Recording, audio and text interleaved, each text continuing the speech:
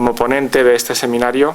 Voy a hacer una presentación muy breve para el que no lo conozca, aunque creo que estamos en un ambiente donde José Víctor es conocido, más o menos conocido. José Víctor es, aparte de sacerdote de Escolapio, es ingeniero superior de Caminos, Canales y Puertos por la Universidad Politécnica de Valencia, es también bachiller en Teología por la Facultad de Teología San Vicente Ferrer y ha completado sus estudios por lo menos con 2 máster, tengo yo aquí, el máster en Neurociencia y Cognición por la Universidad de Navarra y luego también el máster internacional en Bioética por la Cátedra Jérôme Lejeune. ¿Acabándolo? Bueno, en fin, se puede decir que...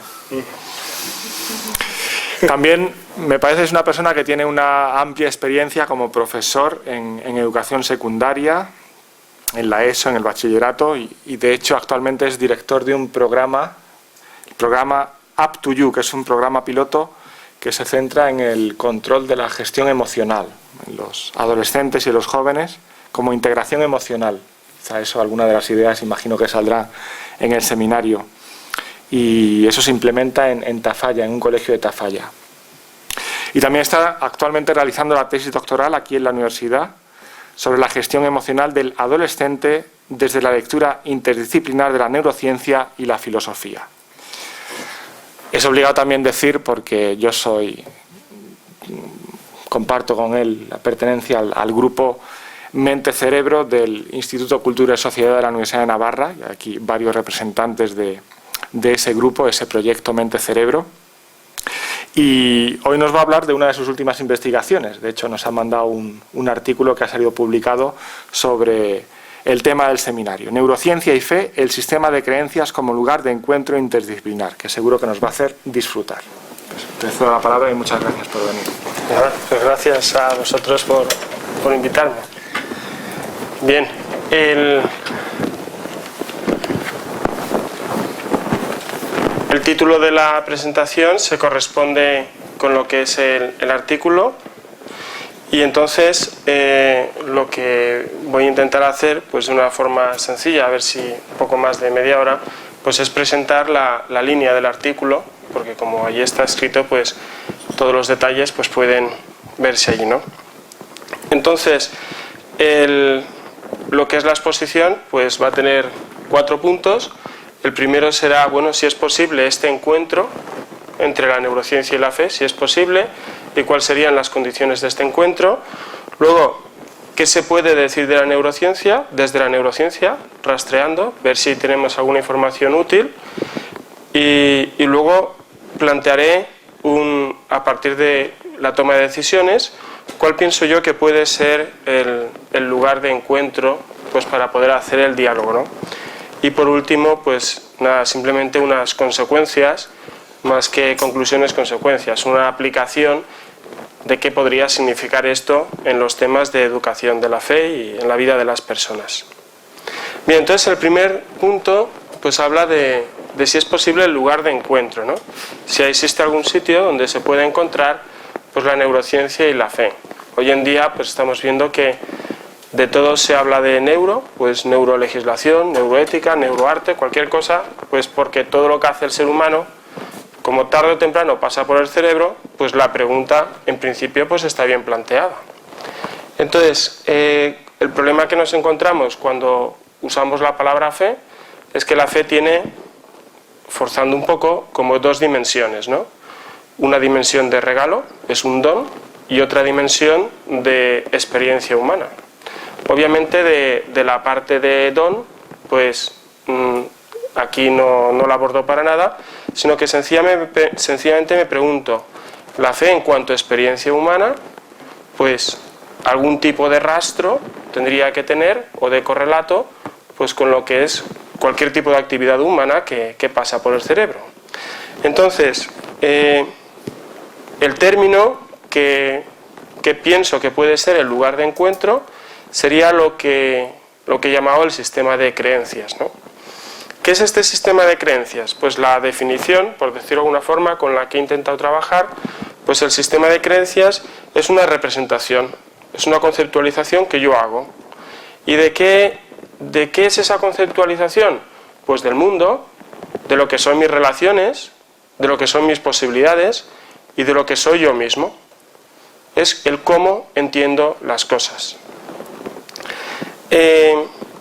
Habría una pregunta que hacerse, es si una misma experiencia de fe puede llevar a distintas conceptualizaciones. Yo creo que al explicar esto se entenderá bien qué quiere decir sistema de creencias. Yo creo que de facto así que ocurre. Voy a poner un ejemplo. Dos personas pueden ser cristianas, pero una puede coger y decir, bueno, el Señor me ha dado estos talentos, luego hay lo que hay, y puedo hacer hasta donde puedo hacer, y no puedo hacer mucho. Por tanto, cuando yo descubra que tengo mis límites, pues nada, sencilla y humildemente me voy a quedar donde está, porque no hay mucho más que hacer, ¿no? He conceptualizado cuáles son mis posibilidades. Desde la misma experiencia de fe, soy cristiano, podría hacer otro tipo de conceptualización. Bueno, pues el Señor dice, ¿no? Pues mi gracia te basta, porque mi fuerza se realiza en la debilidad, por tanto las puertas están abiertas, tú puedes crecer. Hay dos formas de poder conceptualizar, en este caso sería mis posibilidades frente a una experiencia de fracaso. Una sería una mentalidad fija, ¿no? Las cosas dan de sí lo que dan de sí, y en cuanto una relación va mal o algo va mal, pues hay lo que hay, o la otra no, está abierta. Dos formas de conceptualizar. Habría que preguntarse si esto debería de ser así. Es decir, la misma experiencia de fe puede llevar a las dos conceptualizaciones. Bien, esa pregunta no queda ni siquiera abordada ni en la exposición ni en el trabajo, porque eso yo creo que forma parte de lo que sería la reflexión teológica y la reflexión pastoral. Es decir, el hecho de que yo crea en Dios, ¿en qué conceptualizaciones del mundo, de mi persona, de mis relaciones personales, podría concretizarse, ¿no? Entonces, lo que estoy simplemente postulando es que la fe, cuando una persona la acoge, se acaba convirtiendo en un sistema de creencias. ¿Qué pasa con ese sistema de creencias? ¿Cómo se forman las creencias? Si acudimos a la psicología para ver cómo se forman las creencias, porque de las creencias ya podemos encontrar que se habla tanto en psicología como en neurociencia, pues bien, lo primero que dice es que las creencias se forman a partir de las experiencias personales, no de la reflexión conceptualizada. También tendrá su lugar la reflexión, pero el arranque, la base, el sustrato que da pie a que ciertas creencias aparezcan son mis experiencias personales, algo que yo he vivido. Además, se enfatiza que todo es en el marco de las relaciones interpersonales, no de que me suceda algo impersonal, ¿no? Como que hace frío o lo que fuera, sino todas las creencias se forman en el marco de las relaciones interpersonales. Esas experiencias, lo primero que van a despertar es el mundo emocional, lo cual quiere decir que las emociones que se despierten en las relaciones interpersonales van a ser el sustrato a partir del cual la persona tendrá y hará de forma natural que hacer sus conceptualizaciones de lo que es el mundo, ¿no? Esta experiencia emocional necesita ser interpretada, ¿vale? Porque hay siempre cierta ambigüedad en cualquier experiencia emocional. Y también lo que hace presente la psicología es la importancia de lo que es la familia y la importancia de lo que es sobre todo los primeros años. Pues con tranquilidad se puede decir que antes de los 6 años un niño ya sabe todo lo importante de esta vida, ya sabe lo que tiene que esperar, ya sabe lo que es la honradez, ya sabe lo que es la felicidad, lo que puede pues esperar del trabajo, ¿no? Cualquier cosa ha sido ya de alguna forma conceptualizada de lo que son sus propias posibilidades, ¿no? ¿Qué peso tiene estas creencias que yo pueda hacer del mundo y de mí mismo y de mis relaciones a lo largo de la vida? Pues el peso de las creencias, cuando se intentan rastrear, tienen más peso incluso que lo que pueda ser el mundo emocional. Incluso cuando se evalúa en la época de la vida donde las emociones están más efervescentes, al menos aunque solamente sea por la novedad, que es en la adolescencia, se ve que Lo que es a corta distancia, sí, tiene muchísima fuerza la presión de los iguales, el momento emocional donde ocurren las cosas. Pero cuando se estudia a larga distancia cuál es la trayectoria de una persona, se ve que se explica mucho mejor por el mundo conceptual que tienen sus padres, que ha sido transmitido al hijo, que por su situación emocional. Y luego, también es verdad que a veces es difícil poder hacer una diferenciación clara con otros aspectos como puede ser el carácter, la personalidad o el temperamento. Diferencias se hacen, porque de hecho cuando pasan a veces un test psicológico para intentar descubrir estos rasgos de la personalidad junto con otro que intentan evaluar el tipo de creencias que tiene un sujeto y luego se comparan con comportamientos, pues el tipo de creencias explica mucho más las cosas que a veces pues rasgos temperamentales, ¿no? Entonces, si damos un paso al segundo punto, nos preguntamos, bueno, ¿y esto tiene algo de encuentro con la neurociencia? Entonces, lo primero que hay que preguntarse es por la posibilidad de que eso ocurra. Entonces, la posibilidad de que eso ocurra, pues yo la he formalizado en dos preguntas, ¿no? Dice, ¿puede el cerebro, tiene esta realidad del cerebro de ser susceptible a tal tipo de modificaciones? Es decir, que un sistema de creencias pueda influir lo que es sobre una realidad física que se toca, que es el cerebro. Y también a la vez habría que hacerse esa pregunta. ¿Puede una cuestión estructural cerebral tener su afectación lo que es en el mundo de las creencias? Bien, a la pregunta de si el cerebro es susceptible de vivir estas experiencias, la respuesta es que sí. Y cuando se intenta buscar el porqué de esto, al cerebro se le caracteriza con el término de sistema complejo. Complejo no quiere decir complicado, sino complejo es como una especie de término técnico, que lo que quiere decir pues es esto de ahí, ¿no? Se trata de una realidad con un alto nivel de conectividad muy grande, todo está relacionado con todo, incluso cualquier área cerebral en 2 o 3 pasos llega a alcanzar cualquier parte cerebral. Está organizado a varios niveles, tenemos niveles puramente químicos, niveles de unidad neuronal, niveles de redes, y todos esos niveles además no sabemos bien cómo se relacionan entre ellos y a veces lo que ocurre en un nivel no acaba de explicar lo que ocurre en el siguiente. También una serie de comportamientos dinámicos, lo cual quiere decir que sumar dos efectos no supone una suma, sino supone otra realidad, otro estado. También se descubren fenómenos de resiliencia, entendido en este nivel, en este aspecto solamente como resistencia. Parece que el cerebro tiene una inercia de comportamiento, pero a la vez también es capaz de aprender efectos de memoria y de modificación en su estructura. Esto, cuando pues se ve a nivel cerebral, el cerebro tiene esta base, ¿no? Hoy en día, además, se observa que cuando se quiere intentar responder a la pregunta de por qué a una persona le pasa lo que le pasa, o por qué una persona está en una situación dada, pues hace ya mucho tiempo que los genes perdieron un poco el reinado, ¿no? Antes las cosas se explicaban pues, un poco a través de la genética, pero hoy en día se ve que para poder intentar comprender, explicar igual sería una palabra demasiado fuerte aún, hace falta considerar todos estos aspectos, ¿no? Esto, si Dios quiere, pues esto no está desarrollado en el artículo, si Dios quiere será otro artículo, trabajaremos con Fran. Pero lo que hace presente, que es sorprendente, no es que estos sean distintos aspectos que hay que considerar, es que todos estos aspectos están influenciados unos sobre otros. Que la definición de sistema, de que cuando una realidad se toca cambia todo el sistema, puede mantenerse sobre esto.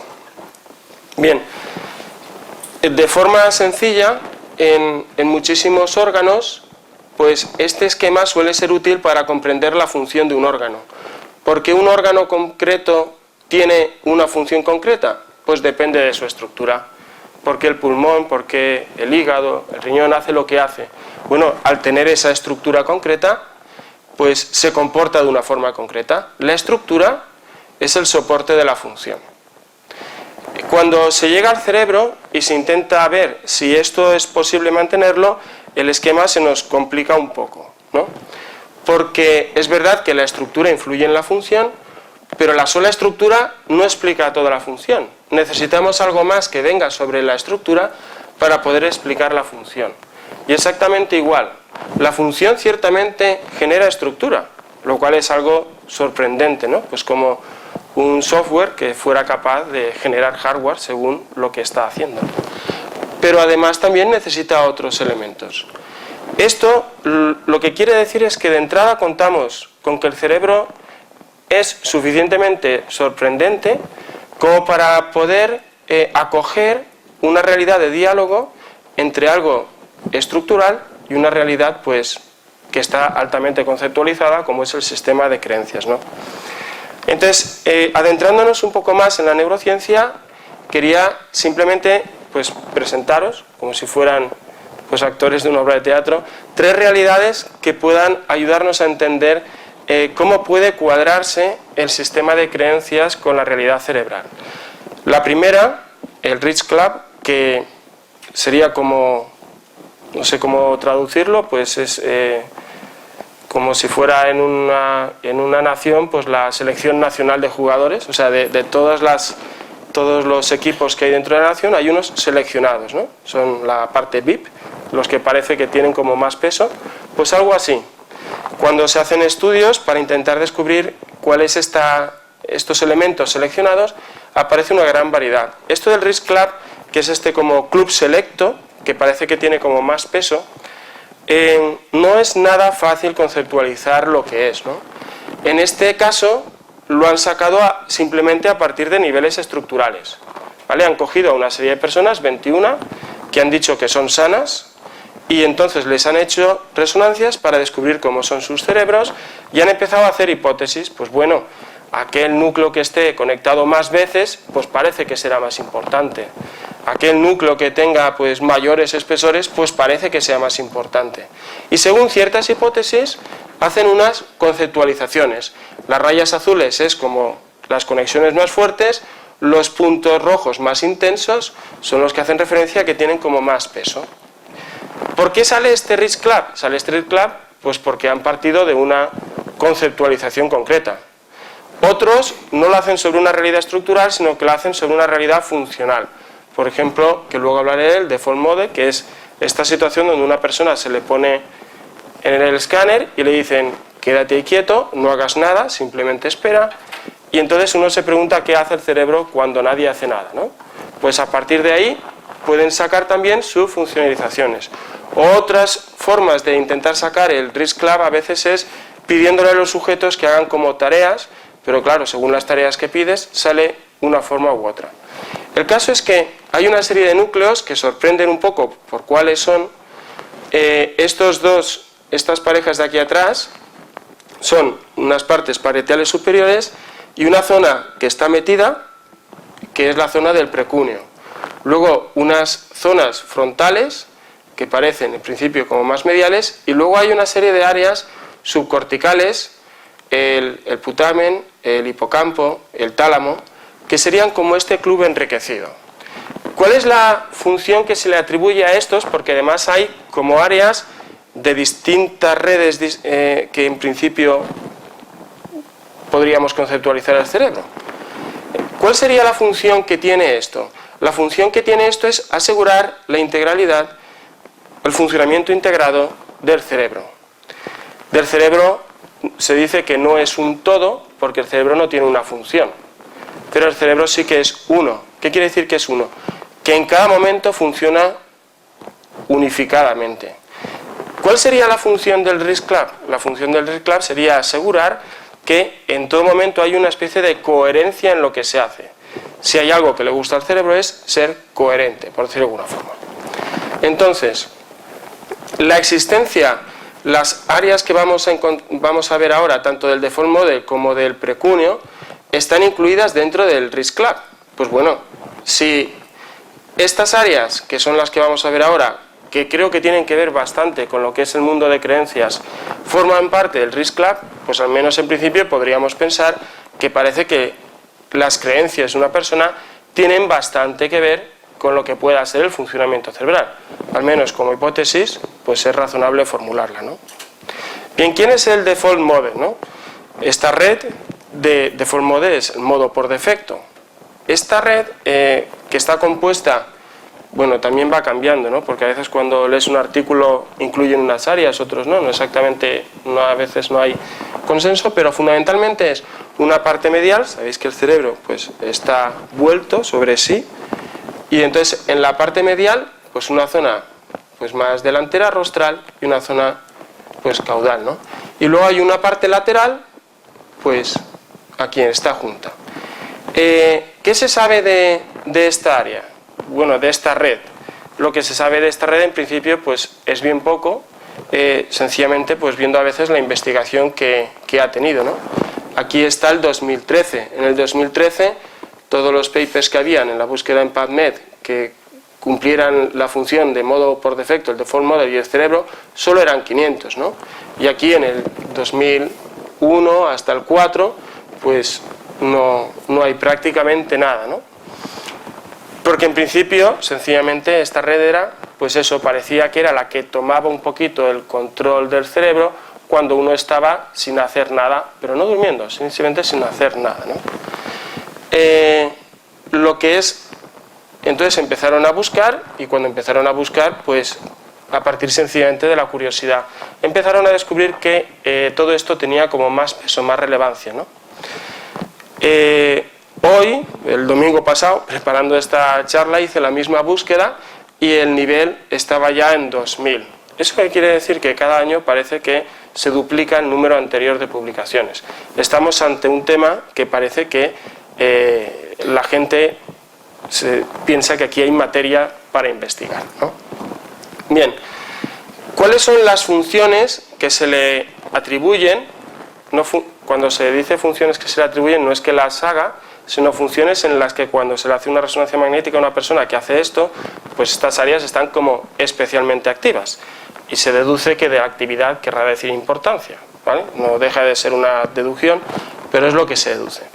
Entonces, las funciones que tiene, pues son todas estas, donde está haciendo referencia, si tenemos detrás esta definición que había dado antes de sistema de creencias, estas conceptualizaciones de lo que son las cosas, lo que son mis posibilidades, mis relaciones y yo y el mismo mundo, pues tiene bastante que ver. Son redes que se van a activar incluso junto con el precunio, que forma parte de esta red, por tanto se va a repetir, cuando todo tiene que ver bastante con niveles conceptuales y niveles muy personales. Es decir, si a una persona le dicen monitorea, que es seguir, vigilar, ¿no?, lo que está pasando, y lo que le ponen sencillamente son unos muñequitos que se están moviendo, pues resulta que toda esta red no se activa para nada. Solo se activa cuando lo que se trata de monitorear o de seguir se tratan acontecimientos personales, ¿no? Algo realmente, pues eso, más íntimo. ¿Qué se sabe de esta red? Pues de esta red se sabe que está formada a través de otras que hacen referencia al mundo emocional, ¿no? Cuando a una persona le piden hacer un ejercicio de memoria de un acontecimiento reciente, pues una de las áreas importantes va a ser hipocampo, la experiencia emocional de ese momento. Cuando la memoria que hay que recordar está un poco más lejana, pues pasa a otras áreas ventromediales del córtex prefrontal, y al final, que ya empieza a ser parte del default mode, y cuando ya son memorias de muy larga distancia que hacen referencia a, pues eso, ya a cómo entiendo las cosas más y no tanto al qué pasó, lo que se está activando son las áreas pues del precunio y del cingulado posterior, ¿no? Esta parte trasera. También parece que la puerta tanto de entrada como de salida de este sistema de creencias fuera a través de una de las áreas, que es esta que he dicho antes, la ventromedial, que tiene como mucho que ver con valoraciones, pero a nivel subjetivo, ¿vale? No lo que son las cosas en sí, por decirlo de alguna forma, aunque las cosas en sí nunca son nada, porque soy yo quien las conoce, pero cuando aparece un nivel mucho más subjetivizado de la realidad, parece que hace referencia a estas, ¿no? Es un área que sufre una gran transformación y que un momento muy importante de su reconfiguración va a ser en la adolescencia. Pero además es una de las redes que están abiertas, así se califica, o susceptibles de cambio a lo largo de toda la vida. Hay otras que, digamos, lo que son sus conexiones y su intensidad sus conexiones, su intensidad de relación y lo que son los mismos espesores, áreas que hacen referencia al control, que hay momentos que quedan, por ejemplo, establecidas en el momento de la adolescencia, pero estas se ve que van cambiando. Se ve que va cambiando quiere decir que van cambiando sus niveles de conectividad y parece que en un momento determinado se relacionan más con unas y en otro momento con otras, lo cual sería coherente con pensar que una persona puede reelaborar su propio mundo conceptual a lo largo de la vida, ¿no? Entonces, yo lo que he formulado como hipótesis en el artículo es que esta red es el inductor primario del sistema de creencias. ¿Qué quiere decir inductor primario? Inductor primario quiere decir que para que arranque tiene que estar al principio, no quiere decir que lo haga él solo, obviamente el cerebro no hace nada solo, sino que está a la base de. Pero el evento de yo tener una creencia concreta, eso es un evento que supone la activación, obviamente, y la relación de todo el cerebro. Para entender qué quiere decir un poquito inductor primario, pues lo ponía en relación al sistema límbico, que a veces se dice que es el sistema emocional. No creo que haya que decir que el sistema límbico es el sistema emocional, primero porque funciona para muchas más cosas que no son las emociones, y luego además porque la emoción es un efecto también global de todo el cerebro. Pero quien las induce parece que está en relación con este sistema. Es el arranque, el disparadero.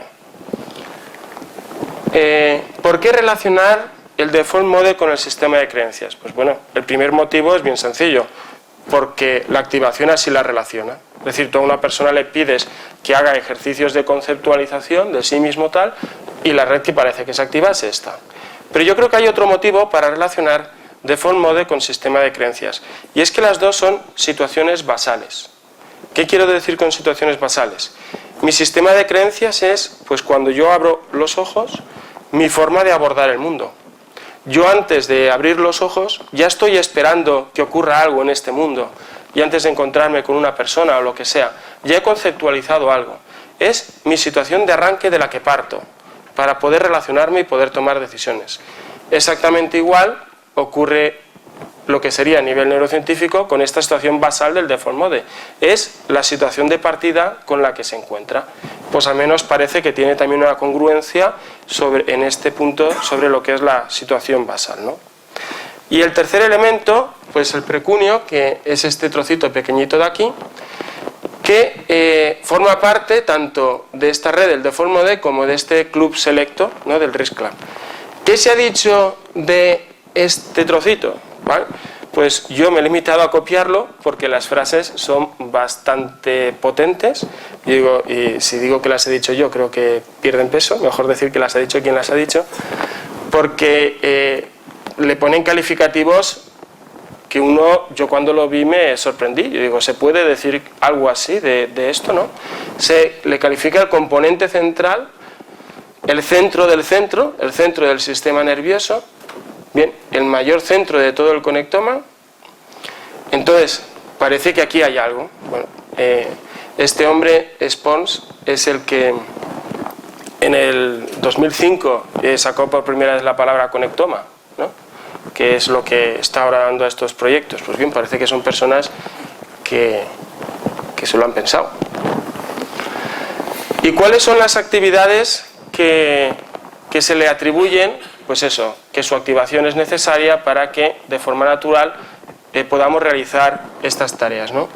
Pues entonces vemos que aquí aumenta, ¿no?, el grado de intensidad en la referencia personal. Se empiezan a poner palabras ya de las grandes, se empieza a poner la palabra consciencia. Tiene que ver con el sistema de creencias, ¿no?, en el sentido de que dices, bueno, está dibujando escenarios donde me sitúo yo en relación con los demás y en relación a objetivos, ¿no?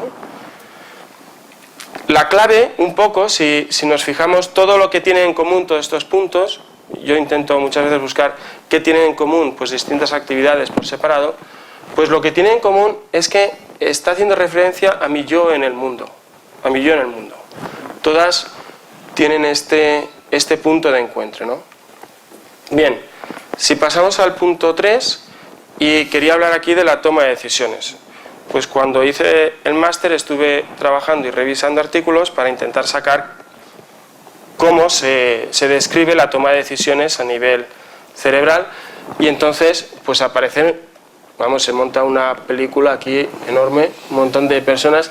Lo sorprendente es que aquí no está para nada el precunio ni tal, porque cuando lo hice pues tampoco es que hubiera mucha información de eso, ¿no? De aquí, ¿qué me interesa? De aquí me interesa primero ver sencillamente el color, pone el cuerpo, luego en un tono un poquito más intenso, no sé si se ve, pues está poniendo áreas del cerebro del tronco, como las más primitivas, luego una serie de áreas subcorticales. Como estaba muy preocupado por los temas emocionales cuando hice el trabajo y ahora, pues me centré en ellas, estas como más claramente atribuidas, y las que están a doble, pues parece que es que tengan, pues según quién les ponen un sitio o en otro, ¿vale? Y luego áreas, pues ya mucho más corticales. Entonces parece que la toma de decisiones es un fenómeno global, donde normalmente se ha atribuido como una especie de competencia entre la emoción, entre aspectos emocionales y aspectos racionales, ¿no?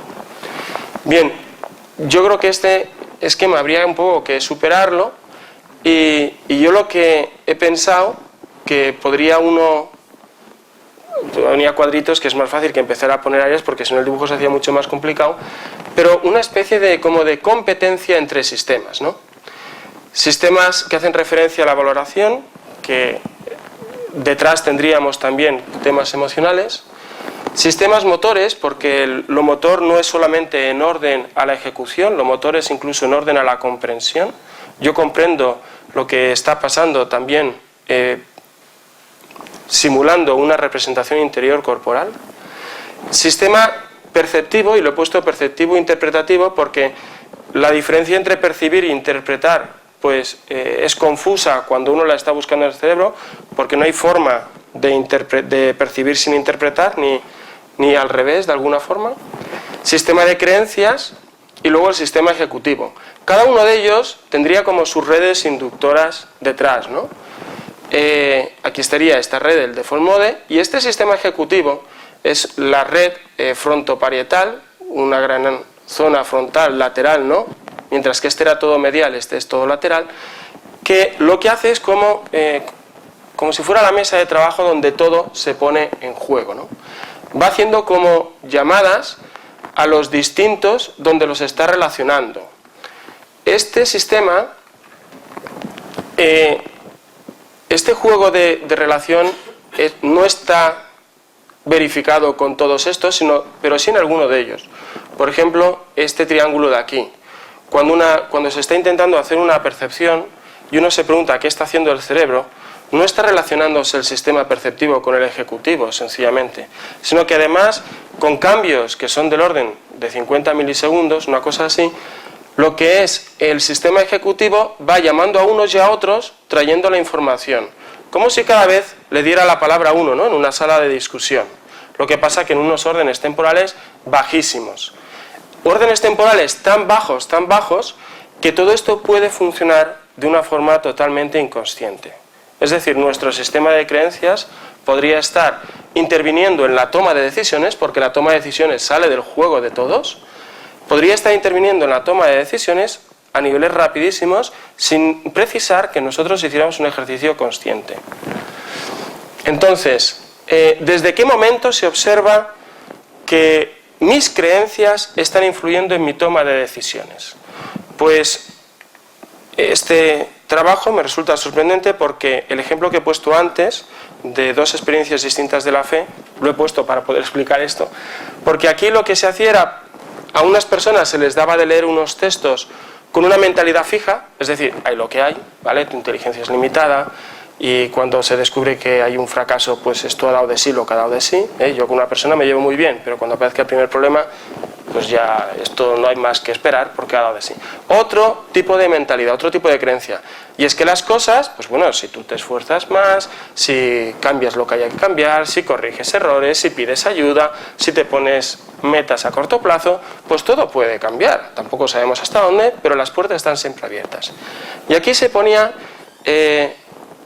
a las personas luego a hacer una tarea digamos que se les había imbuido de una concepción concreta y no percibían igual los estímulos. Y sobre todo cuando se les daba una respuesta, porque había un estímulo y una acción, y en la acción podían equivocarse, ¿no?, o acertar. Cuando se les daba la respuesta de si habían acertado o no habían acertado, resulta que también las formas, estas dos son del acierto. Bueno, primero por estas, lo que es intenso es mentalidad incremental, todo está abierto, la línea más suave es la mentalidad fija, y aquí es cómo se comportan estas ante el acierto y estas ante el fallo, ¿no? Pues lo que observan es que hay modulaciones cerebrales, sin saber bien a qué atribuirlas, pero que desde luego el comportamiento es, estadísticamente hablando, significativo, según el qué tipo de tareas, entre los 50, los 100 o los 150 milisegundos. Es decir, en unidades muy bajas temporales, mi sistema de creencias me está influyendo hasta cómo leo yo una cosa, ¿no? Yo, la verdad es que a mí esto no me resulta nada extraño, ¿no? Porque en el colegio, cuando a un niño le das un examen, en cuestión de décimas de segundo sabe ya si va a aprobar o suspender y a tomar una decisión, ¿no? O sea, que esto funcione así de rápido me parece como bien natural, ¿no? Bien, las consecuencias que tiene esto sobre la educación de la fe hasta la 1:15, ¿no? 1:15, vale. Entonces las consecuencias están desarrolladas en el artículo. Sencillamente, ¿de dónde sacar estas consecuencias? Dices, bueno, si la experiencia de fe tiene algún punto de conexión con el sistema de creencias y el sistema de creencias tiene algún punto de conexión con la realidad cerebral, lo que podemos pedir, por esto que he dicho antes, de que al cerebro le encanta coherencia, es que todo sea coherente. ¿Esto qué tendría que ver, por ejemplo, sobre temas de educación de la fe? Pues bueno, pues la educación se hace en clave de realismo, no es en clave de un discurso teórico, sino que son experiencias y apelaciones a la realidad, ¿no? Se plantea una pregunta, ¿cómo transmitir la fe si la fe no se transmite, ¿no? Si es un acontecimiento personal, ¿no? Bien, las experiencias emocionales de hoy son la base, he puesto la base precisando un poco las palabras, porque base quiere decir a partir de lo que se construye, pero no quiere decir que sea todo, hay más elementos, ¿no? Pero las experiencias emocionales de hoy son la base de mis futuras creencias en cuanto a conceptualizaciones. Luego, educar en la fe se hace a través de las relaciones interpersonales. Hay que saber que esta red del Default Mode también tiene una activación muy fuerte a partir de lo que se llama el cerebro social. Cuando se quiere investigar cómo se activa el cerebro en todas las tareas sociales, también se recurre mucho a él o a partes importantes de él, ¿no? Especial importancia, pues, a lo que es la atención de la niñez, ¿no?, y la adolescencia para la configuración de todo lo que es la experiencia personal que hace referencia a la fe. Luego, la existencia de este Rich Club estaría sugiriendo que, desde luego, parcelas en el educar humano es un poco absurdo, ¿no? Cual quiere decir que decir a una persona hay que perdonar, ¿no?, si la experiencia no va por ahí, pues no podría hacer caso, sencillamente, no podría comprenderlo, porque ni está en clave en realismo, ni hay coherencia, ¿no? Bien, y luego también en el artículo menciono, esto casi más para animar a la lectura, que pueda verse algo interesante, que a mí no me parece nada más lógico que el mandamiento del amor fraterno. O sea, este mandamiento me parece que es lo que de forma natural habría que escuchar, porque parece que haciendo esto va todo bien, ¿no? Y allí pues un poco comento el por qué digo esto, ¿no? Bien, luego se está afectando lo que es el transcurso de toda la vida de una persona. La fe estaría afectando al sistema de creencias y el sistema de creencias pues está afectando a mi forma de estar en el mundo, con variables que ya he dicho que son mucho más determinantes que otras muchas, que lo que pueda ser los mismos acontecimientos de la historia que hayan pasado no son determinantes, sí la interpretación que se hace de ellos, ¿vale? Esto de que los acontecimientos no lo son determinantes va a depender, porque cuando se supera cierto umbral, pues el peso que tienen es enorme, aunque aún así están abiertos, ¿no? Estoy pensando sobre todo en temas de abuso de menores, ¿no?, que el acontecimiento en sí tiene unas marcas fortísimas sobre la persona, ¿no? Bien, mi capacidad de resiliencia, esta capacidad de recuperarme ante los eventos traumáticos, tiene que ver con el sistema de creencias, pero además esto se puede mantener hasta neurológicamente. Cuando un niño ha vivido una experiencia dolorosa y la tiene que reelaborar, si el niño pues puede ser 4 o 5 años, simplemente colocándolo en un buen ambiente y haciéndolo bien con él, pues se ha ido el micro. Y haciéndolo bien con él, pues todo vuelve un poco a su lugar. Pero cuando se pasa ya a un adolescente y a un adulto, esto ya no es así. No por estar en un buen sitio, no por tener una buena experiencia, se está reelaborando o arreglando experiencias pasadas. No, no es así. El tiempo no cura nada, habría que decir, ¿no? Cuando se entra ya en la adolescencia y en la adultez, el área, una experiencia traumática es una nueva conexión cerebral. Pues esa ya no se borra en la vida. Lo que cuando se entra en la adultez, estoy diciendo, y en la adolescencia, lo que hace falta es que venga otra nueva conexión para inhibir esa. Pero es que esto se estudia hasta cerebralmente, que tiene que formarse esa nueva conexión. Pues bien, en la adolescencia y en el inicio de la adultez, pues esa conexión suele venir del área ventromedial, ¿no?, que he dicho antes. Pero cuando una persona ya es mucho más adulta, resulta que cuando se ve la conectividad que ha aumentado es la que va del precúneo a todas estas áreas, ¿no? Entonces, estaríamos afectando lo que es esta capacidad de recuperación, ¿no? Las enfermedades del autoconcepto, de la autorreferencia, que he dicho yo, inventadas, porque eso no se llaman así, enfermedades de autorreferencia, pero yo veo que en todas ellas tienen una relación a mi propia consideración. Son todas enfermedades que están afectando directamente esta red que he mencionado antes, ¿no? La disonancia cognitiva, que es un efecto conocido desde la psicología, ¿no?, como es esta tensión personal que uno vive cuando no está donde cree que debería de estar, pues hace referencia también a todo esto, y allí está formulado. El tema del perdón, cuando a distintas personas se les ha puesto en resonancia para que simulen situaciones, entonces tú dices, tú simula que estás cabreado, ¿no?, y recuerda lo mal que lo ha hecho el otro. El cerebro le funciona de una forma. Tú intenta disculpar a tu agresor. Pues cuando a una persona le piden esa tarea, pues para hacer esa tarea necesita la activación de este default mode, ¿no?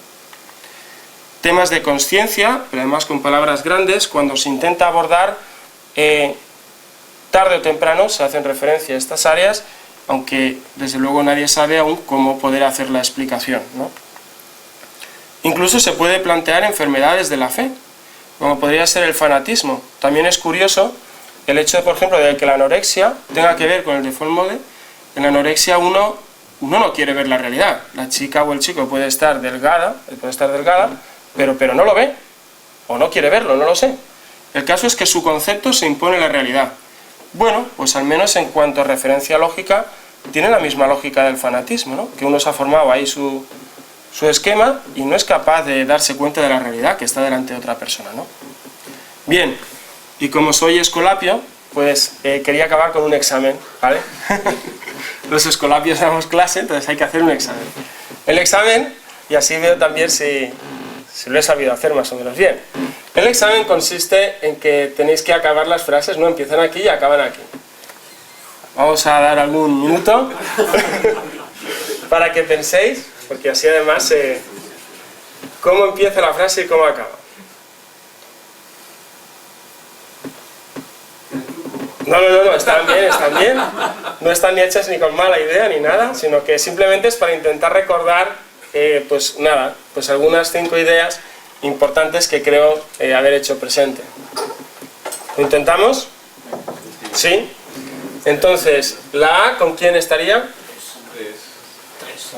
Muy bien. El sistema de creencias sería esta representación de lo que es el mundo, las relaciones personales y yo mismo. Bien, las experiencias emocionales de hoy, la B con la 4. Son la base de las creencias. No lo estoy haciendo muy mal, ¿no? Si sabéis responder es que no lo estoy haciendo muy mal. El Risk Club, la C, ¿con quién va? Con la 2. Con la 2, ¿no? O sea, el Risk Club estaría asegurando que el cerebro pues tiene un funcionamiento integral, coherente, ¿no? Este sistema, el default mode, El inductor. Sí, está con podría ponerse porque como el precunio forma parte del default mode, tampoco es que esté mal, ¿vale? Sino que sencillamente es porque la frase yo la había compuesto de esa forma en la explicación. Entonces, que este sería el inductor del sistema de creencias y que el precunios pues se activa en referencia a mi yo en el mundo, ¿no? Todo lo que hay ahí. Pues muy bien, yo pues daros las gracias.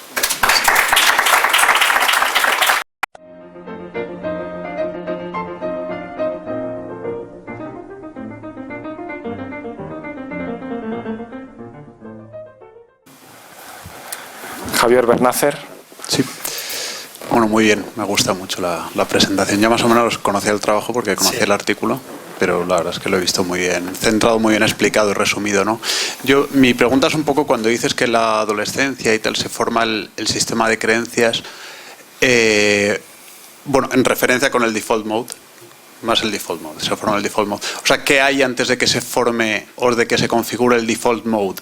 ¿Son estas áreas están desconectadas y entonces al decir que aparece o que se forma, es que se integran esas conexiones o a qué te refieres exactamente?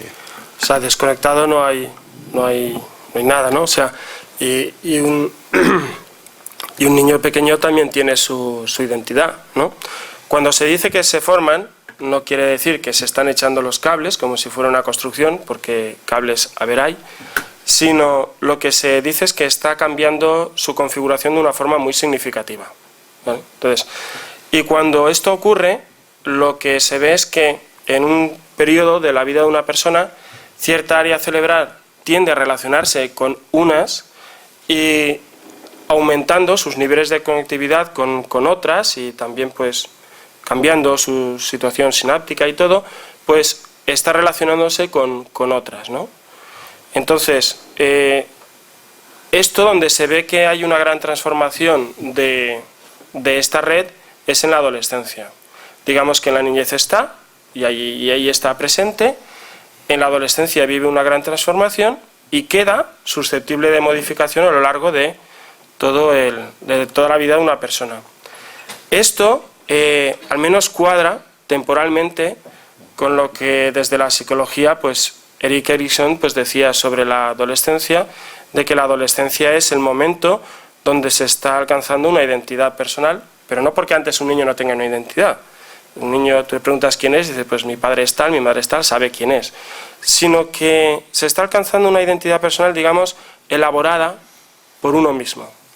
Porque uno se da cuenta que estas relaciones de paternidad, pues, no explican todo lo que yo soy, necesito más elementos, necesito posicionarme nuevamente en el mundo. Esto en psicología ocurre a lo largo de la adolescencia y se entiende que es el gran reto, jugarse entre la identidad y la confusión, y sorprendentemente pues coincide con este momento de reelaboración de esta red de una forma significativa.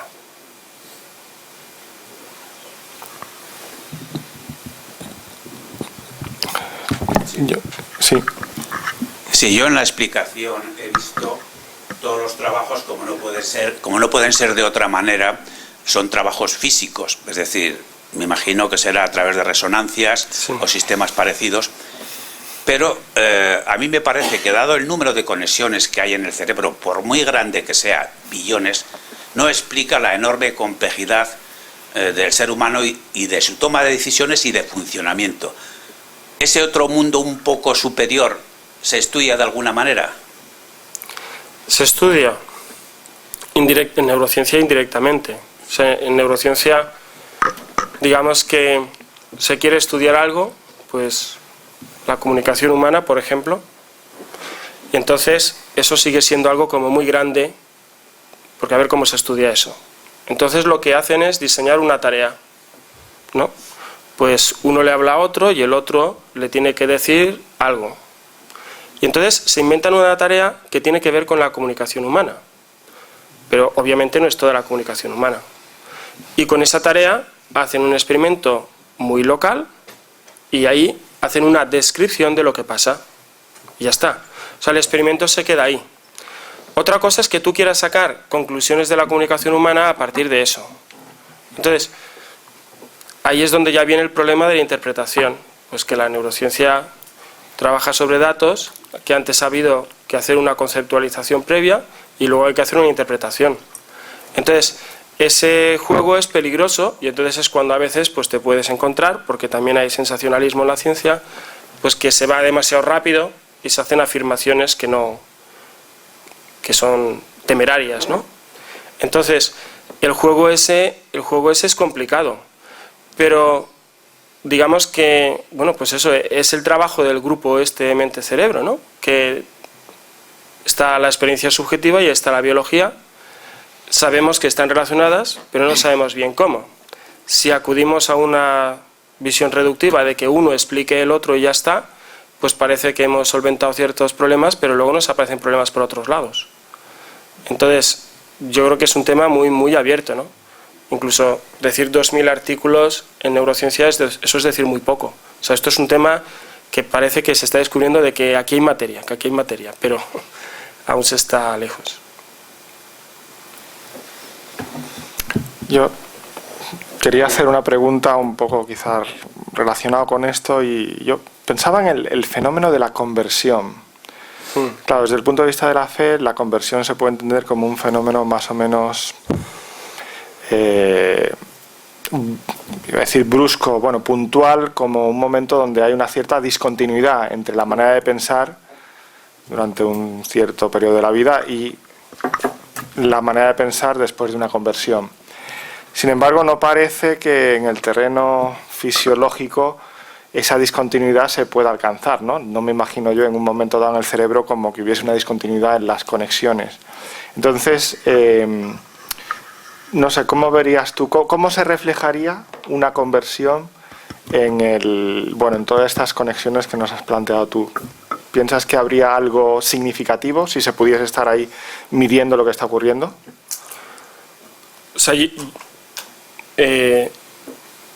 o quizás la conversión no es un fenómeno tan puntual, sino que también tiene una cierta modulación en el tiempo. O sea, hay una cosa sorprendente en neurociencia y es que no hay nada, no hay actividad humana que no genere un tipo de rastro cerebral.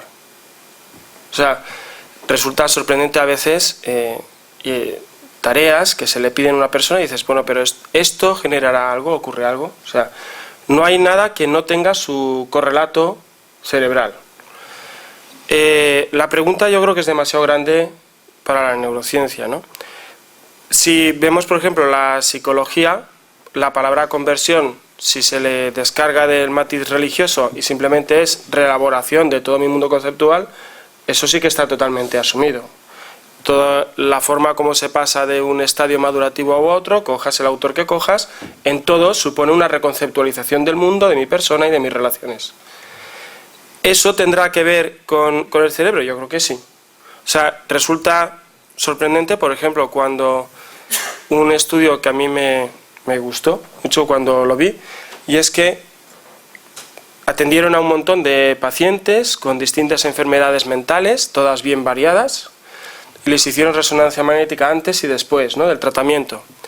Y en el tratamiento no había nada de medicina de píldoras ni nada. Todo fue por temas de psicoterapia o trabajos de grupos, y además cada uno con un color y una forma distinta. Y entonces, a las personas que luego por el comportamiento se veía que se había generado un estilo de vida distinto, se les hacía la resonancia magnética y se veía que las áreas que habían cambiado en su intensidad, ¿no?, y en sus relaciones en relación a su situación previa son las justas a las cuales se les atribuye un peso de cara a la enfermedad. Además, con un efecto que ya quisieran cualquier tipo de medicina, porque claro, cuando tú tomas una pastilla va a todo el cerebro. Pero aquí el efecto era muy local, es decir, justo a las áreas, y estamos hablando de trastornos, pues trastorno obsesivo-compulsivo, cualquier tipo de trastorno, y en todo se veía este tipo de correspondencia. Y también se hizo el seguimiento con personas que habían sido tratadas pues médicamente, ¿no? Y se vio que también habían una serie de áreas en las que se superponía que los dos tenían una afectación conjunta, ¿no? Entonces, ¿yo por qué digo esto? Digo esto porque cualquier tipo de experiencia personal, si un solo pensamiento es capaz de generar un sistema conexional nuevo, ¿por qué no lo ha de ser un pensamiento que ha venido cambiado por una experiencia de fe? Entonces, yo creo que al menos la pregunta es sensata y yo creo que la posibilidad de investigación, al menos en cuanto a hipótesis, yo creo que queda razonada. Profesor Jiménez Amaya. Nadie. Vamos a ver, yo, me ha parecido muy valiente tu trabajo, ¿no? Realmente es aportar, es meterte en un tema del que, vamos, yo no me metería, desde luego, es muy difícil, ¿no? Pero yo quiero intentar clarificar algunas cosas desde el punto de vista de la neurociencia y desde la filosofía también.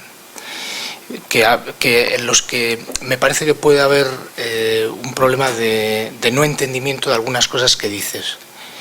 Puede ser,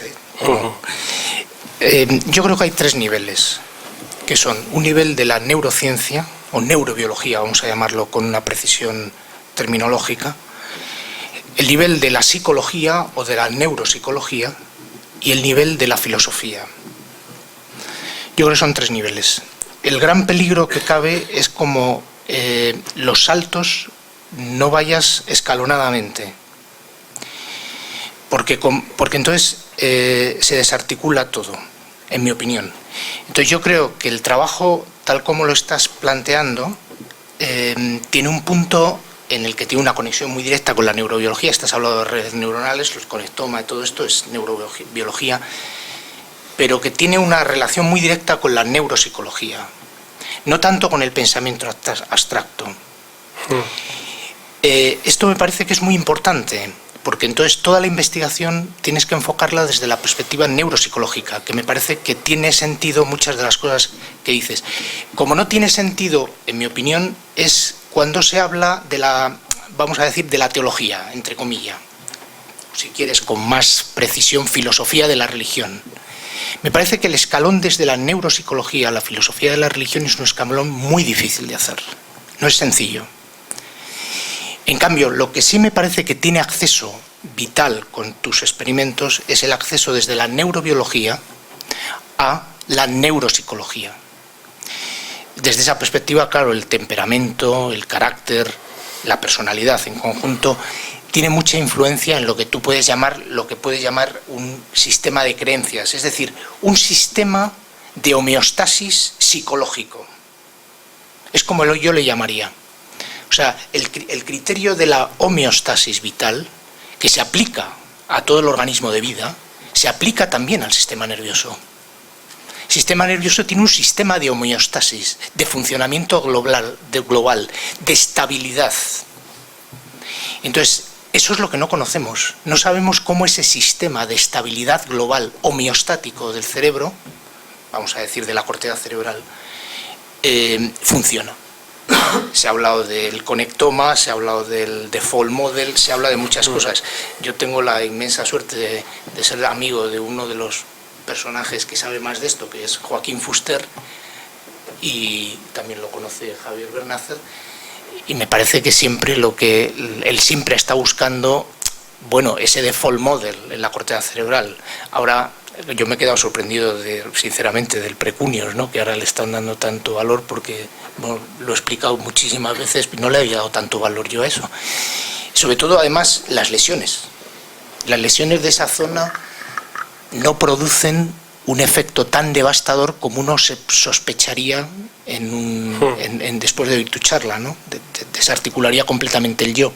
Yo no recuerdo, por lo menos, un asunto devastador en el precunio con lesiones tumorales o infartos, por ejemplo, es lo más sencillo. En cambio, lo que sí me ha parecido es que tiene mucho interés en ese salto epistemológico. O sea, en hacer un salto adecuado, graduado epistemológicamente entre la neurobiología y la neuropsicología, me parece que tendría muchísimo valor estudiar el sistema de las neuronas espejo. ¿Por qué? Porque, por lo que he estado viendo en tus imágenes, muchos de los lugares de la corteza cerebral donde has estado hablando de conexiones bidireccionales entre las dos, está muy enriquecido, lo ha visto Rizzolatti y otros, con esas neuronas espejo, ¿no?, que están ahora tan de moda, ¿no? Mi opinión, por lo tanto, digo, por concluir, no es tanto una pregunta cuanto una sugerencia, ¿no?, epistemológica. Es que me parece que tiene mucha más riqueza unir la neurobiología a la neuropsicología que directamente traspasar la neuropsicología a las preguntas propiamente entre comillas, neurofilosóficas y ciertamente neuroteológicas. Porque como fragua más un entendimiento global de nuestro funcionamiento vital. El cerebro, nosotros funcionamos como seres humanos y el cerebro funciona de acuerdo como somos, ¿no? Pero influye también otras muchas cosas, otros muchos órganos, ¿no? Cada vez lo vemos con más claridad, el sistema neuroendocrino o el sistema cardiovascular o el sistema, las mismas células de soporte del sistema nervioso, las células gliales, tienen una influencia muy importante. Aparte de eso, me parece que esta aproximación epistemológica tiene una ventaja adicional enorme, que es desde el neurodesarrollo y desde la neuropatología. O sea, favorece un mayor entendimiento de cómo nos desarrollamos, cómo hay un desarrollo psicológico y neuronal asociado, y al mismo tiempo cómo se pueden hacer problemas de distorsión en fenómenos o en las enfermedades mentales o en trastornos psicológicos o de la personalidad.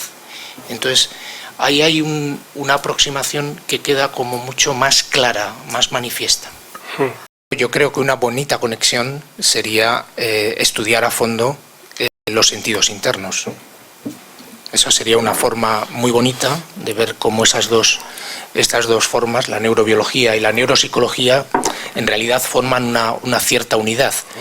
Pero sin mencionar los sentidos internos, el aspecto valorativo que tú has dicho, o el aspecto representativo, y basarlo exclusivamente en las conexiones de las áreas corticales, te queda una sensación de que puedes modificar todo con las áreas corticales, que puede ser que lleguemos a un momento en que puedas cambiar una personalidad de una persona, pero no, a mí me parece que no transmite la riqueza de cómo un hombre piensa, por ejemplo, y cree. Sí, o sea, yo no he querido saltar ningún nivel. De hecho, yo creo que la charla se puede resumir en que lo que he querido hacer es presentar un posible puente, ¿no? Presentar puntos de conexión a través precisamente de un nivel psicológico, ¿no? Entonces, no he querido hacer un tránsito de neurofilosofía a lo que sería la neurobiología, sino que he puesto un nivel psicológico en medio a través del mundo de las creencias. Yo creo que eso es válido, ¿vale? Pero también he dicho que aquí hay preguntas o sea, yo creo que esto es diálogo interdisciplinar, ¿no? Porque hay una pregunta para hacérsela a la teología, es si cualquier experiencia de fe o si la misma experiencia de fe puede traducirse en sistemas de creencias distintos. Y la respuesta, yo creo que pertenece ya al campo de la teología y la pastoral. Yo pienso que no todas son posibles, aunque hay varias posibles, ¿no? Pero eso es otro nivel de discusión. Entonces, si hay un punto de encuentro, en ese punto de encuentro, y en el fondo es donde se está produciendo el diálogo. Y yo creo que hace falta buscar esos puntos de encuentro si partimos del presupuesto de que en la persona hay multiplicidad de 100.000 realidades, pero ninguna funciona independientemente. Entonces, yo creo que la tarea esa hay que hacerla. A mí la palabra homeostasis me genera cierto problema, ¿vale? Pero es otro campo, porque yo creo que es como tiene connotaciones contrarias al movimiento y entonces generan muchos problemas. Pero yo creo que, vamos, la pregunta, o sea, yo creo que de aquí pienso yo que se deduce que hay tema para investigar. O sea, pero todo parte del presupuesto y es que somos una unidad dentro de la complejidad. Si aceptamos eso yo creo que la pregunta hay que hacérsela y hay que tener todos los niveles, y ahora falta considerarlo todo. Hay una pregunta del profesor Murillo, que quizá puede ser la última. Pues sí, bueno, yo primero quiero dar la enhorabuena al ponente, porque ha sido muy interesante, muy claro, y entonces respecto de la pregunta anterior, luego ahora ya he entendido un poco más cuál era la preocupación, digamos, del profesor Jiménez Amaya, pero pienso que, bueno, claro, hacer la distinción, lo que es lo que yo quería decir, la distinción entre neurobiología y neuropsicología es difícil cuando se está hablando del cerebro respecto de procesos psicológicos, ¿no? Pero es verdad, claro, si lo que intentáramos hacer es partir desde lo que hace el cerebro hacia los niveles superiores y extraer consecuencias, ahí estaríamos cometiendo un error, ¿no? Entonces yo creo que eso tiene toda la razón. Pero me parece que tal como estaba planteada, ¿no? O sea, es al revés. O sea, se plantea un marco que está en el nivel teológico. Yo creo que has ido concretando muy bien, ¿no?, qué es lo que buscabas, ¿no? Has pasado a la psicología, la neuropsicología y luego ya el nivel, efectivamente, el nivel propiamente, digamos, o sea, neurobiológico. Entonces, claro, esto no presupone que el nivel neurobiológico cause los niveles superiores, sino cómo está implicado en ellos. Lo que estás haciendo, exactamente, lo que estás haciendo es describir cómo juega el nivel neurobiológico. Y yo por lo menos lo he entendido así. Lo que pasa es que efectivamente quizá podría... Pero eso a mí me ha parecido muy interesante el planteamiento. Ahora, el problema que yo quería plantear, o simplemente la apreciación, es sobre la misma noción de sistema de creencias, que efectivamente por necesidades de la exposición pues has pasado por encima de ella, simplemente has hecho una definición sumaria, pero tiene también muchos problemas, ¿no? Primero, definir qué es creencia en este contexto, y también definir qué es el sistema. Incluso ya dar por supuesto que hay un sistema, ¿eh? Y qué quiere decir lo sistemático de las creencias, ¿no? Entonces, yo lo primero que advertiría, entiendo, y entonces te hago unas observaciones para que tú me digas si estás de acuerdo o qué añadirías o precisarías. Entonces, creencia, tal como tú lo has entendido, has unido mucho además lo emocional con lo cognitivo, porque aquí las creencias no se trata simplemente de aquellas proposiciones que estaríamos dispuestos a aceptar, sino más bien de aquellas formas de ver las cosas que influyen, de hecho, en nuestras decisiones. Entiendo que esa sería una, ¿no?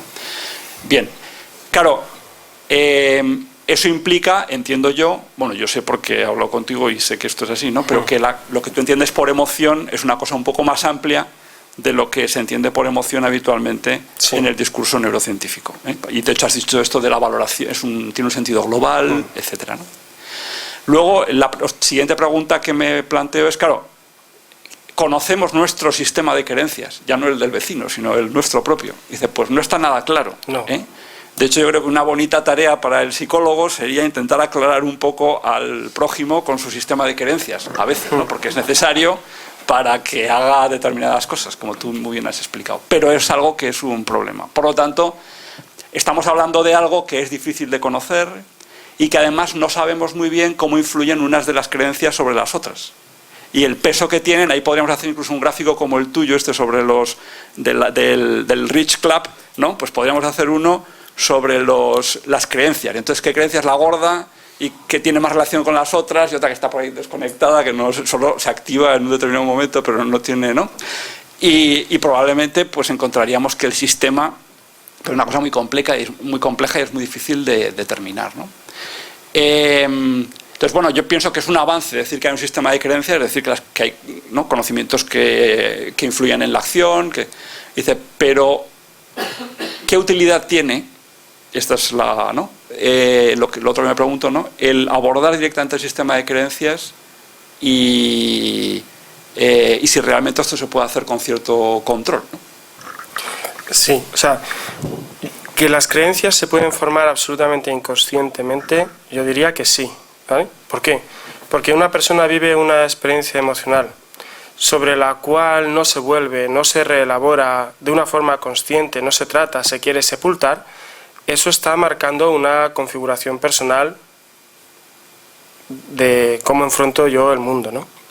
Y de hecho puede ocurrir, y de hecho ocurre en muchísimas patologías psicológicas, donde uno se da cuenta que ciertas experiencias la han configurado y no es ni siquiera consciente de que haya habido ahí toda una serie de conexiones, ¿no?